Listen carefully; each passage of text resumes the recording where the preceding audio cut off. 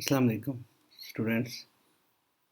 I'm here with the second part of the practical number 2. There is an international system for the nomenclature of the chromosomes, and that is managed by the International System for Cytogenetics Nomenclature that we call the ISCN 1995. Uh,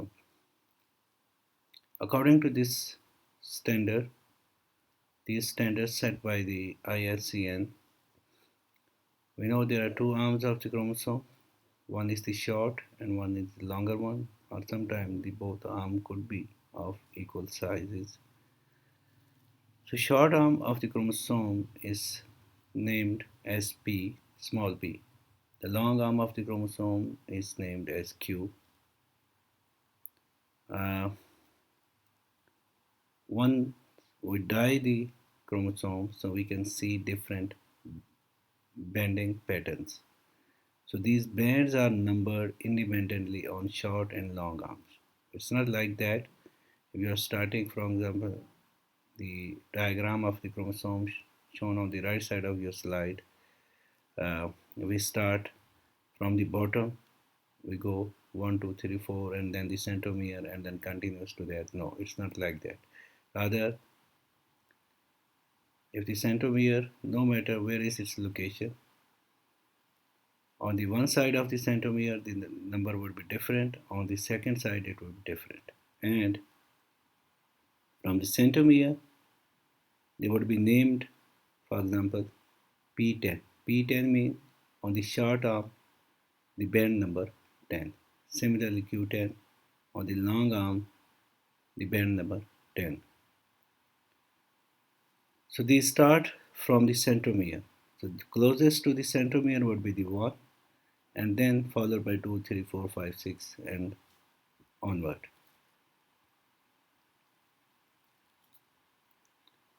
Okay, here we can see short arm, that is denoted by the P, and long arm, that is denoted by the Q, and these are two sister chromatids, and this in the center we have the chromatid. Now there is a one classification for the shape of the chromosomes, and that is based on the centromeric position and arm length. We know that P arm is always shorter and Q is always longer arm. So if the both of the arms they are same size and the centromere is in the center, the chromosome is named as metacentric. And if it is towards the P arm or shorter arm, this is called the submetacentric. And if it is just close, not on the top, just close to the top of the both half of the chromosomes, this is called the ectocentric. And if it is on the top of the both arms, that is called the telocentric. So by shape, the chromosomes, they are of four types: metacentric, submetacentric, acrocentric, and telocentric. Now, something about the chromosomal abnormalities. For example, euploidy here in the slide number 1. Having complete chromosome complement with no addition or deletion, such as normal state, that is called the euploidy. But many healthy people have mega base sized 1 million base pair, for example, of the DNA that would have duplication, and that could have given an extra copy of genes which are located on that part, that 1 million base pair. And in that case, the number of the chromosomes, they are the normal, but still there could be some genetic abnormality. It is much easier to identify the genetic defects where there is a change in the number of the chromosomes. But in this case, no doubt, when there is addition or deletion of the DNA fragment, we can find the exact defect, but the methods or the procedures, they are more lengthy and more costly as compared to the simple change in the number of the chromosomes. Uh, Aneuploidy, that having any extra or missing genetic material, no matter how much. It's one chromosome or two or four or five, one chromatid missing or more than one, it comes under the definition of this one. Monosomy, having only one member of the chromosome pair. For example,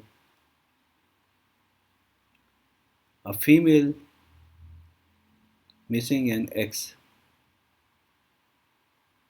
and that is we call the Turner syndrome. So there is only one X in female, one X sex chromosome, only one X rather than two, and that we call the monosomy X.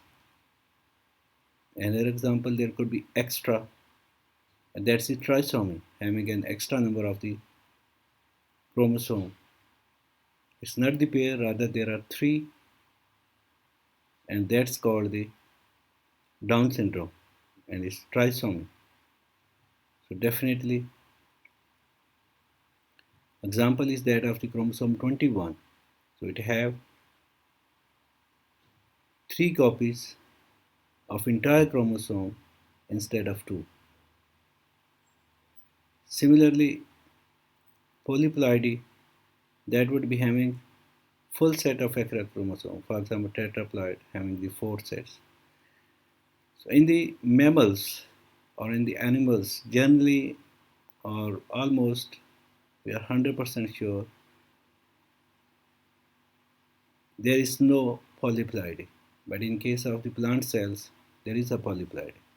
And probably this is the biggest difference between the genetics of the plants and the genetics of the animals.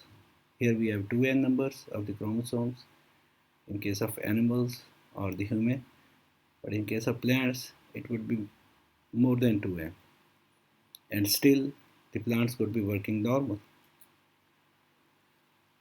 There are certain standard definitions or the abbreviation for the chromosomes. For example, ring, we show it with small r. Minute, MIN. Dicentric, D. Hyperdiploid, H, small h.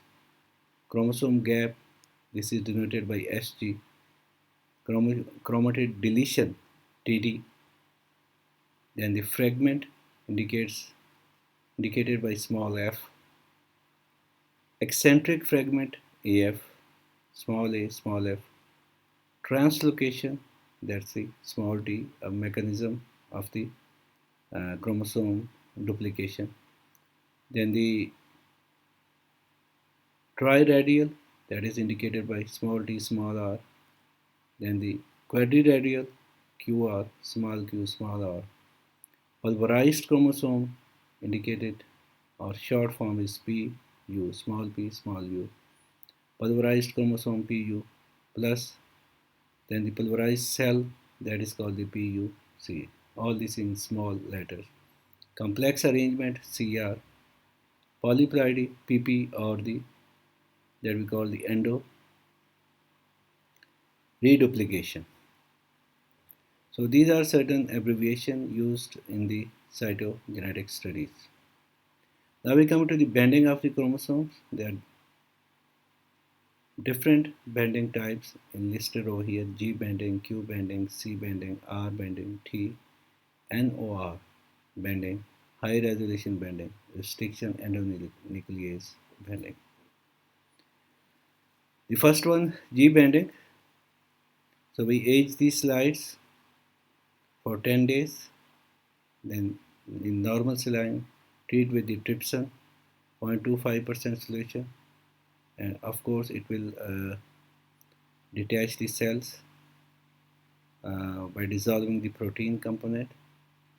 10 to 50 immersed in the 70% ethanol for a few minutes, stained with the 10% gisma for 6 to 10 minutes. Then the micro photograph after having a good substrate.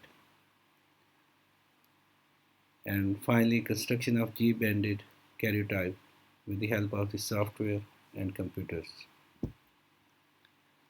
So all these steps basically revolve around the uh, procedure that I have already told you in the last lecture, that we culture the cell, then we arrest it at a certain stage. First we stimulate the cell division, then arrest at a certain stage, then fix it, and then transfer to the slides, then add some stain, here in this case the Giemsa stain, and then we can see under the microscope the spread of the chromosomes, and those chromosomes then organized according to their numbers.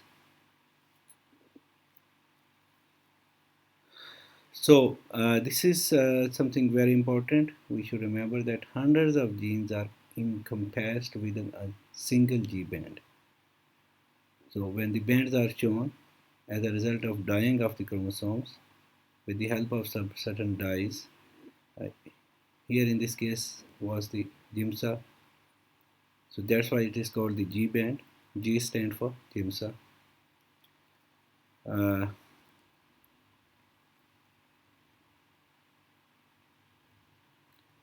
so in this case, the pattern of the bands, they can let us know if they are normal or if they are abnormal, and based on that we can try to figure out the certain congenital uh, abnormalities or anomalies, chromosomal anomalies. So deletion of a single gene cannot be detected in G banding. So if the entire or a substantial part of the band is deleted, then we can easily figure it out. So here is the result of the G banding. Now G banded karyotype of the cattle. Q banding, the procedure is given over here.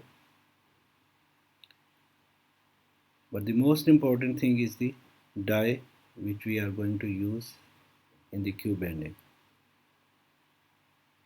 So we use quinacrine mustard in this case,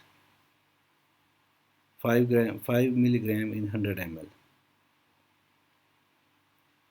or quinacrine dihydrochloride 5% for 20 minutes to dye the chromosomes and then see the results under the microscope.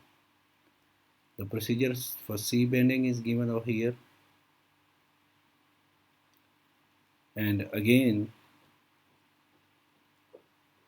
in this case we are using the Giemsa stain, and probably because of the barium hydroxide and then the subsequently rinsing with the deionized water, the name is given C banding. Then the R banding, the protocol is given over here, and it takes about 7 to 10 days.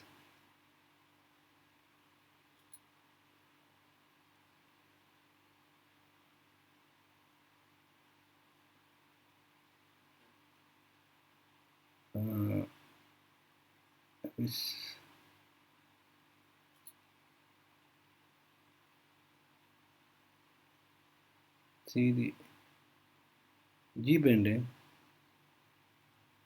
just G banding. It takes more than 10 days, and then the Q banding, it might take a shorter period of time, then the maybe 3 to 4 days, depending upon how long we need to culture these cells.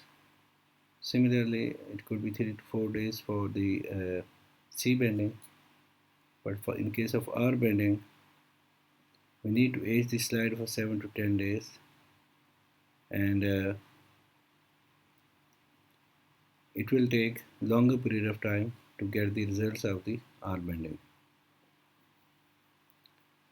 Now in this case, we are using the acridine orange phosphate in the phosphate buffer for the dyeing of the chromosomes, and we need the fluorescent microscope. So this is relatively expensive experiment. Then the T bending, we need to age the slide for 7 days, and we use the quickest stain for this purpose to visualize the T bends. And finally, Giemsa stain is also used in this case. Here is a set of the equipments which we can use to visualize the chromosomes for the cytogenetics and karyotype studies. You can see on your screen a microscope, and to me it looks to be a better type of microscope, and then that is connected with the computer, and of course the computer must have the software which can visualize the chromosomes, and then those visualized chromosomes, they are arranged accordingly and you can get the print. Certain other equipments are not mentioned in this slide. Could be the carbon dioxide cylinder as well as incubator to culture the cells.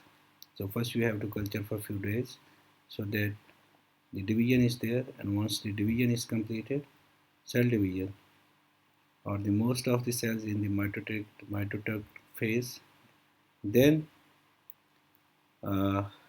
we have to fix it, and finally we can see under the microscope.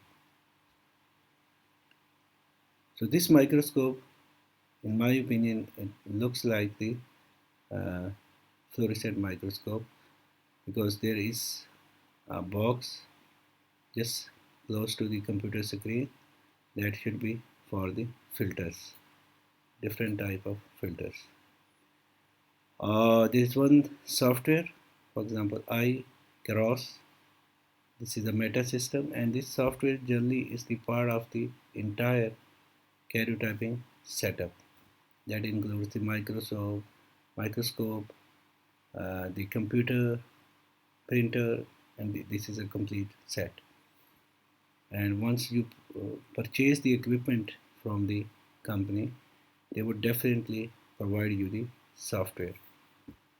And here is the chromosomal spread, you can see, and those chromosome spreads on the right side of the screen, they are arranged according to their numbers.